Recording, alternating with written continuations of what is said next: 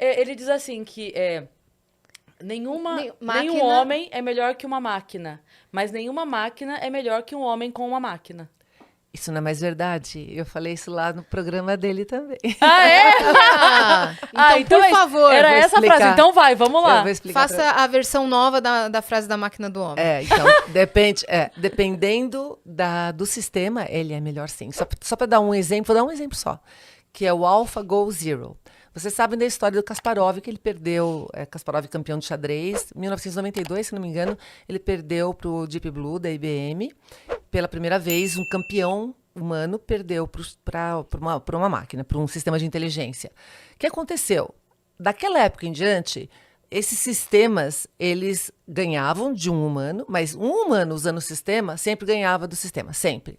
Até a nova era de inteligência artificial, quando a gente começa a ter sistemas que aprendem não só com os vários campeões, a máquina melhora, dados melhora, que começou a bater, mas especialmente quando ele aprende com o manual. Hoje, o AlphaGo Zero é um sistema da DeepMind, da empresa do grupo do Google, que ele aprendeu com o manual. Em 70 horas, ele atinge um nível super-humano.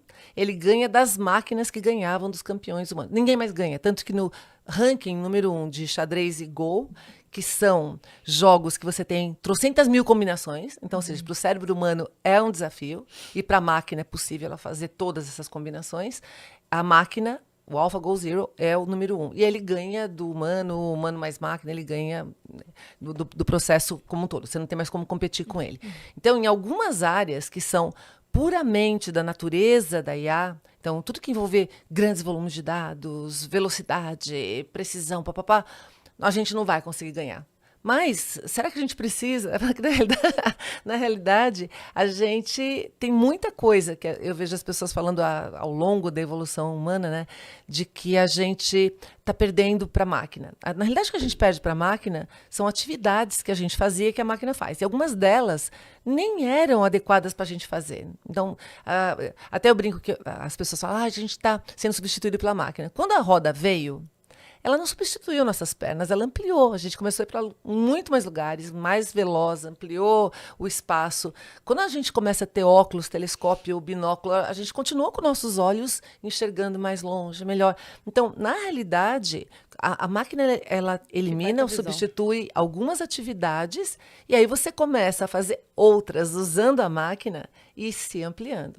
Então, por isso que eu acredito muito que o nosso caminho daqui para frente é se misturar com as máquinas. Eu acho que não tem outro caminho. A gente já está fazendo isso, né? A gente começou a fazer isso com as tecnologias mecânicas, depois as computacionais mais básicas, e agora a gente vai começar a fazer isso direto com todas as tecnologias. Você tem conhecimento sobre... existe uma área que está em risco por conta disso, que é a área da dublagem, né? Que envolve interpretação, que envolve seres humanos, que envolve acessibilidade, inclusão, e até a Associação Brasileira de Dublagem entregou um projeto de lei. Você sabe em que pé está?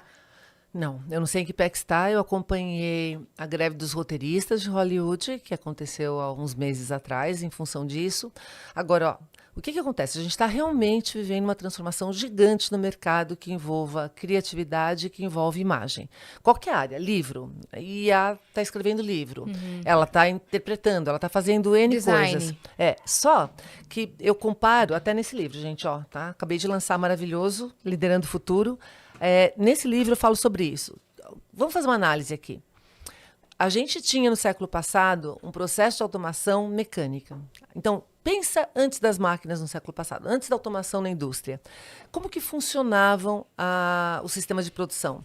Os artesãos, as pessoas, tinham que fazer tudo, do fio ao pavio, e o produto final era o que tinha valor. Então, o meu sapato era diferente do sapato que você fazia. E aí a gente vendia os sapatos limitados ali pelo que a gente colocou nele. O que acontece quando vem o sistema de automação? Exatamente o que está acontecendo aqui agora, né? Então, o meu sapato ficou, assim, sem valor comparando com o sistema de produção que faz 1000 sapatos.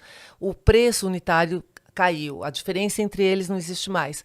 Para onde que passou o valor da cadeia produtiva? Para o início, no sistema de produção, para o designer, para a pessoa que registra a patente, para a pessoa que faz a arte, para a pessoa que domina esse processo. Opera aquele maquinário também, né? Programa. Ou pelo menos, isso, exatamente, que põe para funcionar o sistema produtivo e não mais a produção em si.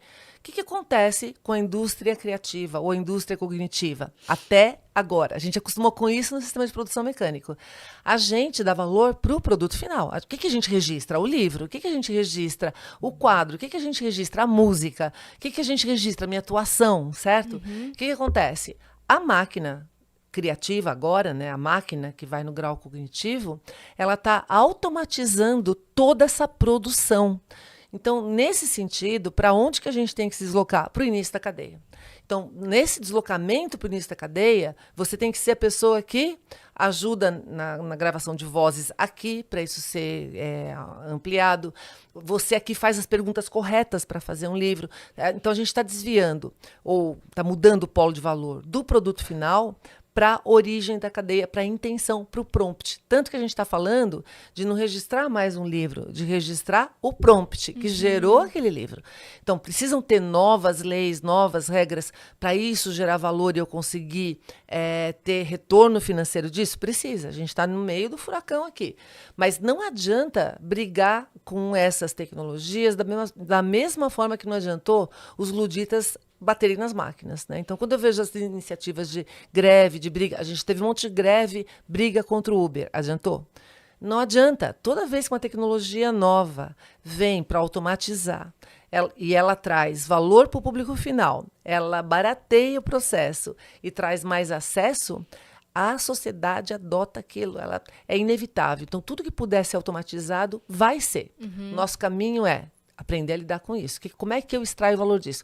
Um exemplo que eu dou também, que é bem legal, eu não sei se vocês vão lembrar, né, que vocês acham que eram bebês quando aconteceu isso. Não sei se vocês lembram quando surgiu o Napster, quando a gente começou a ter música peer-to-peer, ou seja, antes da internet, para eu ter música, eu tinha que comprar um disco, o valor estava no disco, inclusive, né? Era muito mais no disco até do que no show, custava caro, etc. O que acontece? Para eu passar aquele disco para alguém, eu tinha que ter processos de gravação difíceis. Outra coisa, nem que eu tivesse um gravador e você também, dava trabalho. Então, você tinha várias barreiras para você... Qualidade ruim, né? Qualidade ruim. A gente tinha 1 milhão de barreiras para poder passar música de um para o outro. O que acontece quando veio a internet? E aí, as primeiras plataformas peer-to-peer, né, para você trocar. O povo ficou louco e começou a trocar música que nem louco. A indústria fonográfica, que estava acostumada com o quê? Com aquela regra de faturamento, que eles, aliás, era gigantesca, né? Começou a brigar. E aí eu brinco que é assim, ó, quando criança de 5 anos e pessoinhas de 90 estão cometendo crime, tem algo errado com o sistema. É o sistema que está errado, não pode ser. Então, todo mundo começou a trocar. É um ótimo conceito. Mas não é? Se todo mundo está cometendo crime, tem algo errado no sistema. Então, o sistema está avaliando o que é crime de maneira errada, que é o que a gente está falando agora com relação a plágio, com relação a tudo. E eu sou artista, hein? Eu faço trabalho. Estou falando realmente, não adianta brigar com isso. Então, o que aconteceu? Eles brigavam. Conseguiram fechar o Napster. Matou o Napster? Matou o sistema de peer-to-peer? Não, surgiu um que era mais poderoso e que não tinha um centralizado, que aí era todo mundo para todo mundo sem precisar de uma base centralizada. Tentaram conseguir matar isso, que é o cara que fundou o Skype depois.